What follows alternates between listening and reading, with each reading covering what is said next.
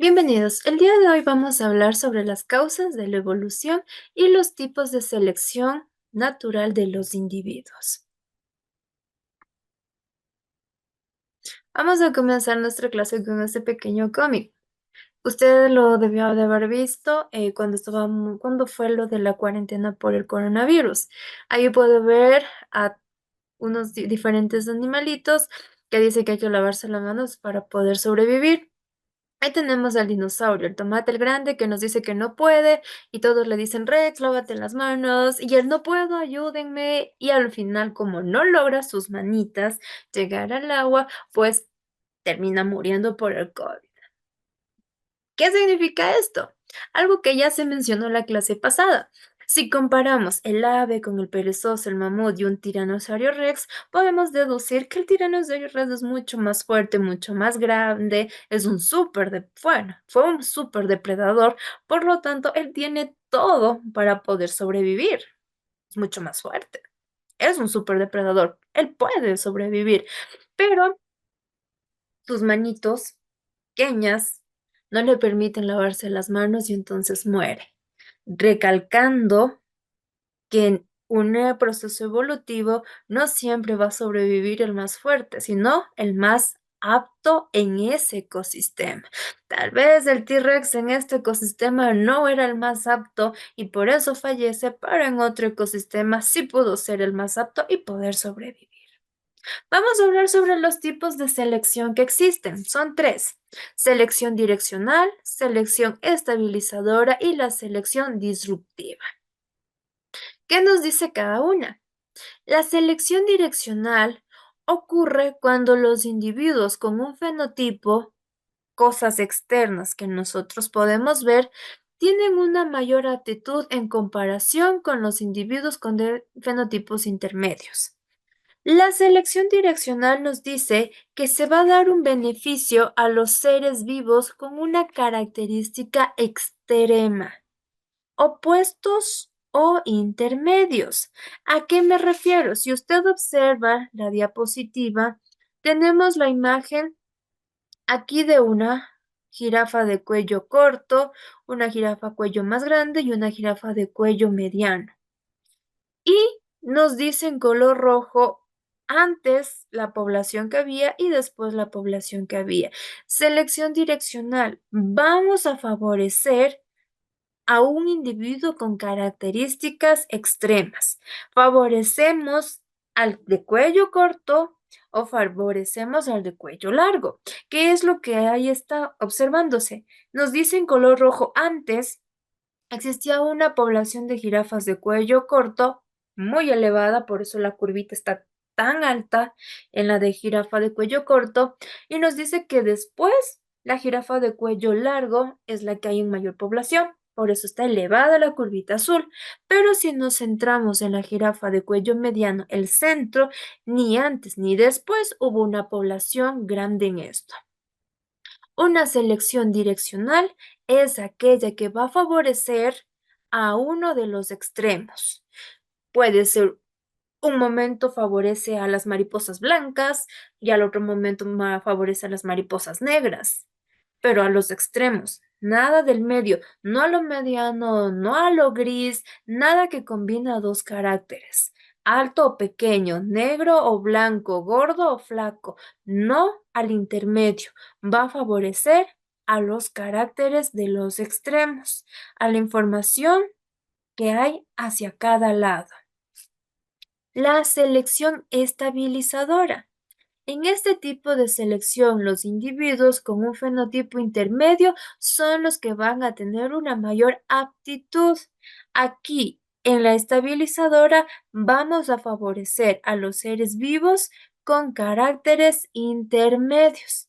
¿Qué es lo que usted observa en el gráfico de las lagartijas? Nos dice que hay una lagartija de colita corta, cola mediana y cola muy larga. ¿A quién están favoreciendo en este ecosistema? A la de cola mediana. Por eso, el color que está aquí, hablándonos sobre la cantidad de población antes y después, rojo y azul, hay un pico elevado solamente en las lagartijas de cola mediana, que es el carácter intermedio, mientras que en el pequeño y el largo, que está a los extremos, la cantidad de población es baja, porque si favorecemos a estos extremos, estaríamos hablando de una selección direccional. Nos habla también de la selección disruptiva. En este caso, los individuos con fenotipos extremos tienen una mayor aptitud en comparación con los individuos de fenotipos intermedios. Nos volvemos a ir a las características de los extremos. No en el centro, sino a los extremos, nos dice que va a tener mayor probabilidad de poder sobrevivir. Mientras que vamos a perjudicar a los organismos que tengan características intermedias. Recuerde los tipos de selección: direccional, estabilizadora, disruptiva. Direccional, nos vamos a enfocar en los extremos, en uno de mis dos extremos. O bien es alto, o es pequeño, es blanco o es negro. La estabilizadora, me interesa el centro, el carácter intermedio entre estos individuos.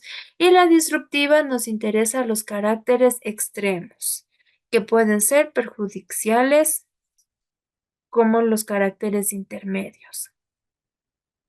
Dependiendo del ecosistema en el que habite el individuo, se aplica una de estas tres selecciones y por lo tanto el individuo va a sobrevivir.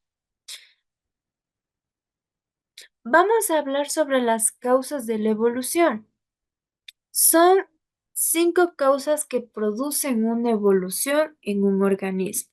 La primera es la variación y adaptación. Para poder sobrevivir en un ecosistema debe de haber una adaptación. Pero dentro de las especies, antes de adaptarse debe de sufrir mutaciones. Se considera que la evolución no es más que un proceso de constantes mutaciones. Por esa razón, hay muchos científicos que nos mencionan que existen mutaciones buenas y mutaciones malas, que el término mutación no siempre va a estar ligado a una deformación, malformación o algo que pueda perjudicar y llevar a la muerte. Que hay ocasiones que una mutación puede provocar un cambio positivo dentro de una especie. Variación, que exista una gran cantidad de caracteres dentro de una misma población. En mariposas, que haya mariposas blancas, negras, azules, rojas, verdes, de muchos colores, para que dependiendo del ecosistema en el que exista, pueda adaptarse y puedan evolucionar estos organismos. Nos hablan como causas de la evolución el aislamiento. Esto lo podemos ver en las islas. Ahí es un ejemplo los picos de los pinzones de Charles Darwin, donde nos dice, todos son aves, todas son de la misma especie, pero por el hecho de haber estado uno en una isla y el otro en otra isla, aislados, separados entre ellos, se modifica, ingresan más genes al código de estas especies, se adaptan y van evolucionando por el aislamiento. Migración. Usted debe de saber que hay especies que migran. Cuando es el invierno, se desplazan. Los patos, las mariposas, la mayoría de aves migran. ¿Por qué la migración produce una evolución? Porque cuando las aves van migrando, en el trayecto, en el camino, pueden encontrarse con una pareja. Y esa pareja, al estar en otro ecosistema, puede tener información diferente. Entonces, al migrar, consigo una pareja y la descendencia tiene información mezclada de los dos individuos.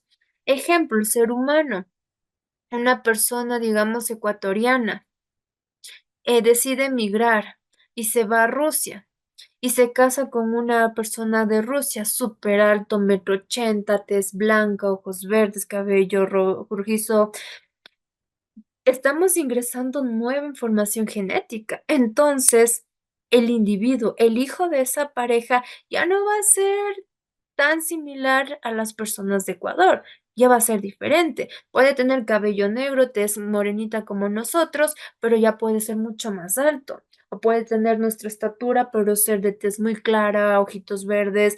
Es una mezcla. Estamos aumentando información en el código genético.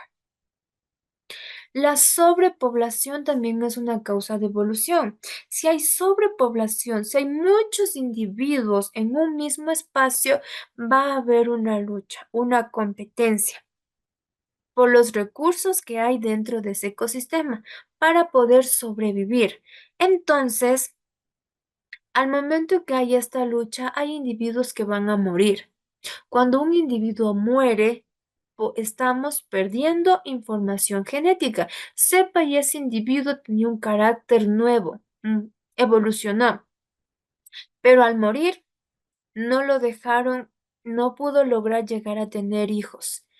Por lo tanto, si no hay descendencia, ese carácter evolutivo, esa nueva información se muere con ese individuo. La sobrepoblación también causa evolución, porque las especies tienen que luchar, tienen que buscar la forma de lograr sobrevivir dentro de ese ecosistema, camuflarse, cambiar los colores, hacerse más fuertes, su cuerpo reducirle el tamaño para poder esconderse con mayor facilidad para necesitar menos alimento, va a buscar la forma de lograr sobrevivir en ese nicho ecológico. Reproducción y supervivencia es otra de las causas de la evolución. Reproducción. ¿Por qué es algo relacionado a la evolución? Las especies, principalmente en aves, usted puede observarlo en internet, tienden a seleccionar a los individuos con los que se van a reproducir. Si no es seleccionado un individuo y no se reproduce los genes que contengan la información genética que tiene ese individuo, si no hay reproducción, se muere con él. Ejemplo, lobos marinos, leones. Estos animales, leones y los lobos marinos, tienden a luchar y el que gane tiene el derecho de aparearse con las hembras dentro de sus manadas. Entonces, digamos en un lobo marino. Había un lobo marino con un carácter evolutivo sorprendente, que les permitía poder, digamos, les permitía poder volar.